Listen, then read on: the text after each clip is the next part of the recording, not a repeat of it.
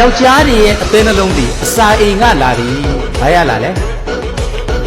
အိမ်မှာမိန်းမထမင်းချက်မကောင်းလို့အပြင်ကိုထွက်စားရင်ယောက်ျားရဲ့ခြေတစ်ဖက်ဆုံးရှုံးမိတဲ့ညားသွားရင်လက်လုံးပါသွားတယ်ကိုမတွေ့တော့မယ်လေကာရာအိုကေကကောင်းမှအဲ့တော့အဲ့ဒီယောက်ျားအပြင်မထွက်အောင်ဒီမိန်းမကောင်းကောင်းချက်သက်ပြုတ်တယ်ကောင်းပြီအချမ်းရံနေနဲ့ပတ်စံချမ်းသာလို့မချက်ရင်မချက်တိုက်ရင်လည်းမချက်ရင်လည်းသူများချက်ပြီးသားကိုပွဲဝဲရရပြင်ဆင်ပေးတတ်ပြီးတော့အနားမှနေရမယ်အဲ့ဒါမိန်းမလို့ပြီးတော့မှယောက်ျားလင်းငယ်နေတယ်ဘာလာမပြောနဲ့အသုံးမကြတာမိန်းမတွေအသုံးမကြတာဒကမကြီးပါလေစားရဆိုင်သွားတယ်နေလေးစားရဆိုင်သွားတယ်မှာအဲ့ဒီကောင်အိမ်ကစိတ်9နာရီ10နာရီကြောက်တာနဲ့အပြင်ကစိတ်ကအပြင်ရောက်နေပြီလေနင်တို့ကမထိန်းသိမ်းနေတာလေမထိန်းမိဖို့ကြောင်ရဲ့အာဒီမိဖို့ကြောင်ဒီအမျိုးသမီးတွေ queen ပဲသူကပင်မလား